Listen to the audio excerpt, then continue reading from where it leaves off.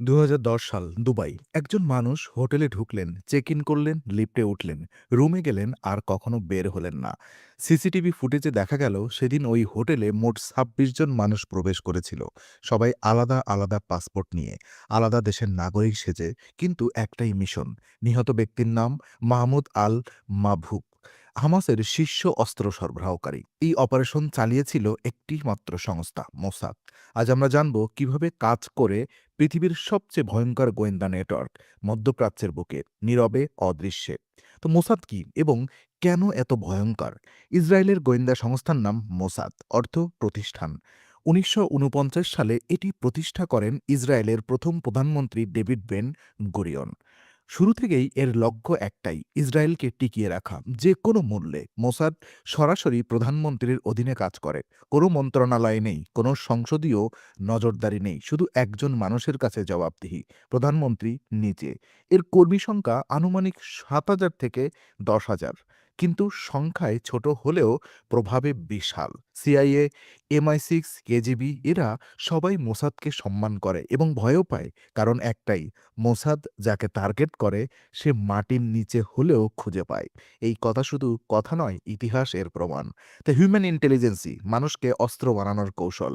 মোসাদের সবচেয়ে শক্তিশালী অস্ত্র কোনো বোমা নয়, কোনো ড্রোন নয়, সবচেয়ে শক্তিশালী অস্ত্র হলো মানুষ। মোসাদ তাদের গুপ্তচরদের বলেন কাচ্চা।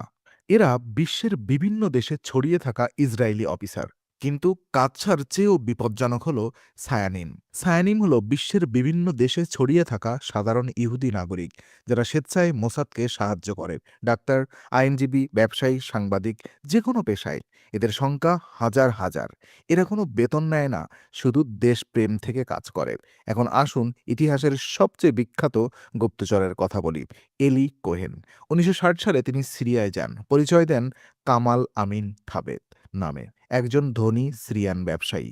৫ বছরে তিনি সিরিয়ার রাজনৈতিক অভিজাত সমাজে এত গভীরে ঢুকে পড়েন, সিরিয়ার প্রতিরক্ষা মন্ত্রীর সাথে তার বন্ধুত্ব হয়।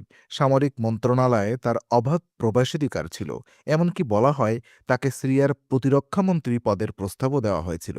এই সময় তিনি সিরিয়ার গোলান হাইটসের সম্পূর্ণ সামরিক মানচিত্র ইসরায়েলে পাঠিয়ে দেন। ১৯৬৭ সালের যুদ্ধে ইসরায়েল ঠিক সেই তথ্য ব্যবহার করে গোলান হাইটস দখল করে নেয়। ১৯৬৫ সালে সিরিয়া তাকে ধরে ফেলে। প্রকাশ্যে ফাঁসি দেওয়া হয় দামেস্কের কেন্দ্রীয় চত্বরে। আজও তার মরদেহ ইসরায়েলে ফেরত আসেনি। কিন্তু এলি কোহেনের তথ্য আজও ইসরায়েলের মাটি রক্ষা করছে। ইরানে মোসাদের গোপন জাল, মধ্যপ্রাচ্যে মোসাদের সবচেয়ে বড় অপারেশন থিয়েটার এখন ইরান। ইরান ও ইসরায়েলের মধ্যে কোনো কূটনৈতিক সম্পর্ক নেই, সরাসরি যোগাযোগও নেই, কিন্তু মোসাদের এজেন্ট তেহরানের রাস্তায় হাঁটছে। ইরানি পারমাণবিক সংস্থায় ভেতরে কাজ করছে। ২০২১ সালে একটি ঘটনা পৃথিবীকে হতবাক করে দেয়। ইরানের নাতাঞ্জ পারমাণবিক কেন্দ্রে বিদ্যুৎ সরবরাহ বিচ্ছিন্ন হয়ে যায় হঠাৎ করে। ইরান বলে এটি মোসাদের কাজ। একটি সুটকেস বোমা ভেতরে নিয়ে যাওয়া হয়েছিল। ভেতরের কেউ এই কাজ করেছে। ইরানের সর্বোচ্চ নিরাপত্তা বলয়ের মধ্যে। এর আগে ২০২০ সালে ইরানের শীর্ষ পারমাণবিক বিজ্ঞানী মোহসেন ফাকরিজায়েদ নিহত হয় তেহরানের কাছে তার নিজের গাড়িতে। হত্যার অস্ত্র ছিল একটি রিমোট কন্ট্রোল মেশিন গান। অস্ত্রটি ছিল একটি পিকআপ ট্রাকের ওপরে। কোনো মানুষ সেখানে ছিল না। স্যাটেলাইট সংযোগের মাধ্যমে ট্রিগার টানা হয়েছিল হাজার মাইল দূর থেকে। ইরান এই হত্যার জন্য সরাসরি মোসাদকেই দায়ী করে। এই একটি অপারেশনই বলে দেয় মোসাদের প্রযুক্তি কোথায় পৌঁছে গেছে। তো সাইবার ও সিগন্যাল ইন্টেলিজেন্সি, অদৃশ্য যুদ্ধ। মোসাদ শুধু মাঠে কাজ করে না, ডিজিটাল দুনিয়াতেও তার রাজত্ব। ইউনিট 8200, ইসরায়েলের সাইবার গোয়েন্দা বিভাগ। এটি মোসাদের সাথে সরাসরি কাজ করে। পৃথিবীর সেরা সাইবার অপারেশন টিমগুলোর একটি। রিপোর্ট অনুযায়ী মোসাদ তেহরানের শতাধিক ট্রাফিক ক্যামেরা হ্যাক করেছিল। মাসের পর মাস গুরুত্বপূর্ণ কর্মকর্তাদের গতিবিধি রেকর্ড করা হচ্ছিল। কোন রাস্তায় যাচ্ছেন, কোন সময় বের হচ্ছেন, কে তার সাথে আছেন, এই তথ্যই পরে ব্যবহার করে টার্গেটেড অপারেশন। এর বাইরে স্ট্যাননেক্স ভাইরাসের কথা তো সবাই জানেন। ২০১০ সালে ইরানের পারমাণবিক সেন্ট্রিফিউজগুলো হঠাৎ বিকল হয়ে যায়। পরে জানা যায় একটি কম্পিউটার ভাইরাস, যা পেনড্রাইভের মাধ্যমে ভেতরে ঢোকানো হয়েছিল। এই ভাইরাসটি তৈরি করেছিল ইসরায়েল এবং আমেরিকা মিলে, মোসাদ এবং সিআইএ যৌথভাবে। এই একটি ভাইরাস ইরানের পারমাণবিক কর্মসূচি কয়েক বছর পিছিয়ে দিয়েছিল। একটি গুলি ছাড়া, একটি সৈনিক ছাড়া। মেদসাদা মোসাদের হত্যা বিভাগ। মোসাদের ভেতরে একটি বিশেষ বিভাগ আছে, যার নাম বাইরে কেউ প্রকাশ করে না। মেদসাদা। এই বিভাগের কাজ হল টার্গেটেড কিলিং, নাশকতা, আধা সামরিক অপারেশন। ১৯৭২ সালে মিউনিক অলিম্পিকে ১১ জন ইসরায়েলি অ্যাথলেটকে হত্যা করে প্যালেস্টাইন গেরিলারা। এরপর মোসাদ একটি অপারেশন শুরু করে। তার নাম অপারেশন রথ অব গড, ঈশ্বরের ক্রোধ। পরের ১০ বছরে মিউনিক হামলায় যুক্ত প্রতিটি মানুষকে খুঁজে বের করা হয়। ইউরোপে, মধ্যপ্রাচ্যে, আফ্রিকায়। একে একে প্যারিসে একজন গুলি করে হত্যা, রোমে একজন বোমায়, বেইরুতে একজন বাড়িতে ঢুকে। এই অপারেশন চলেছিল বছরের পর বছর, শুধুমাত্র প্রতিশোধের জন্য। মেদসাদার এজেন্টরা কখনো থামে না, কারণ মোসাদের নীতি একটাই, যে ইসরায়েলির রক্ত ঝরায় তার হিসাব দিতে হবে। লেবানন এবং হেজবুল্লাহ সবচেয়ে জটিল যুদ্ধক্ষেত্র। মধ্যপ্রাচ্যে মোসাদের সবচেয়ে কঠিন শত্রু হেজবুল্লাহ।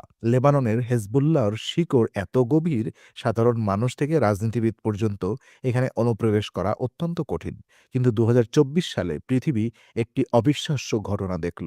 লেবাননে হেজবুল্লাহ সদস্যের ব্যবহার করা পেজার ডিভাইস একসাথে বিস্ফোরিত হলো। একই দিনে, একই সময়ে শত শত মানুষ আহত, অনেকেই নিহত। পরদিন অকিটকি বিস্ফোরণ। পুরো পৃথিবী অতবাক। কিভাবে সম্ভব? তদন্তে বের হয়ে আসে, পেজারগুলো তৈরির সময়ই সাপ্লাই চেইনের মধ্যে বিস্ফোরক ঢুকিয়ে দেওয়া হয়েছিল, মাসের পর মাস আগে। অপেক্ষায় ছিল শুধু একটি সংকেতের। এই অপারেশনকে বিশেষজ্ঞরা বলছেন গোয়েন্দা ইতিহাসের অন্যতম সেরা সাপ্লাই চেইন অপারেশন। ইসরায়েলের সরকারিভাবে স্বীকার করেনি, কিন্তু সবাই জানে কার কাজ। মোসাদের ব্যর্থতা যখন নেটওয়ার্ক ধরা পড়ে। মোসাদ সবসময় সফল হয়নি। ১৯৯৭ সালে জর্ডানে একটি অপারেশনের সম্পূর্ণ ব্যর্থ হয়।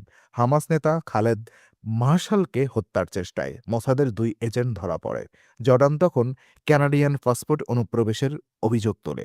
ইসরায়েলকে বিপজ্জনক কূটনৈতিক সংকটে পড়তে হয়। শেষ পর্যন্ত বন্দী এজেন্টদের মুক্তির বিনিময়ে হামাসের আধ্যাত্মিক নেতা শেখ আহমেদ ইয়াসিনকে মুক্তি দিতে বাধ্য হয় ইসরায়েল।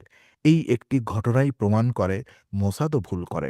গোয়েন্দা জগতে ব্যর্থতা মানে বিশাল মূল্য দিতে হয়। ২০১০ সালে দুবাই অপারেশনের পরেও ২৬ জনের পাসপোর্ট বিশ্লেষণ করে দেখা যায়, তাদের অনেকেই ব্রিটিশ, আইরিশ, অস্ট্রেলিয়ান নাগরিক পরিচয়ে চুরি করেছিল। এই কারণেই ইসরায়েলকে একাধিক দেশে কাছে ক্ষমা চাইতে হয়। এখন মোসাদের ভবিষ্যৎ কি? এআই এবং নতুন যুদ্ধের মাঠ। মোসাদ এখন আর শুধু মানুষ নিয়ে কাজ করে না। আর্টিফিশিয়াল ইন্টেলিজেন্স, ড্রোন প্রযুক্তি, ডিপফেক, এই সব এখন মোসাদের অস্ত্রাগারে। রিপোর্ট বলছে মোসাদ বর্তমানে এআই ব্যবহার করে crore crore social media post বিশ্লেষণ করেন, সন্দেহভাজনদের চিহ্নিত করে, প্যাটার্ন খোঁজে। ডিপফেক প্রযুক্তি ব্যবহার করে ভুয়ো পরিচয় তৈরি করা হচ্ছে, ভুয়া ভিডিও কল, ভুয়া ব্যক্তিত্ব। এজেন্টকে তার সশরীরে যেতে হয় না, একটি ভার্চুয়াল পরিচয় দিয়ে অনলাইনে বন্ধুত্ব করা হয়, তথ্য সংগ্রহ করা হয়, অনুপ্রবেশ করা যায়। এটাই ভবিষ্যতের গুপ্তচর বৃত্তি, এবং মোসাদ এই ভবিষ্যতে এখনই প্রবেশ করেছেন। তো একটা কথা মনে রাখবেন, মোসাদের সবচেয়ে ভয়ঙ্কর বৈশিষ্ট্য কি? তারা কখনো ঘোষণা দিয়ে আসে না। যখন আপনি জানতে পারছেন তারা কোথায় ছিল, ততক্ষণে তারা অনেক আগেই চলে গেছে। মধ্যপ্রাচ্যের প্রতিটি রাজধানীতে, প্রতিটি গলিতে, প্রতিটি বাজারে হয়তো এখনো এই মুহূর্তেও একজন মানুষ হাঁটছে, সাধারণ পোশাকে, সাধারণ মুখে, কিন্তু তার চোখ দেখছে সব, তার কান শুনছে সব, এবং সেই তথ্য কয়েক সেকেন্ডের মধ্যে পৌঁছে যাচ্ছে তেল আবিবে। এটাই মোসাদ, এটাই তাদের জাল। এই জাল থেকে বের হওয়ার পথ এখন পর্যন্ত কেউ খুঁজে পায়নি। আপনি যদি এই ধরনের গোয়েন্দা জগতের অজানা রহস্য জানতে চান, তাহলে আর্কাইভ ট্র্যাকিং এর সাথেই থাকুন, কারণ এখানে ইতিহাসের অন্ধকার দিকই আলোয় আসে।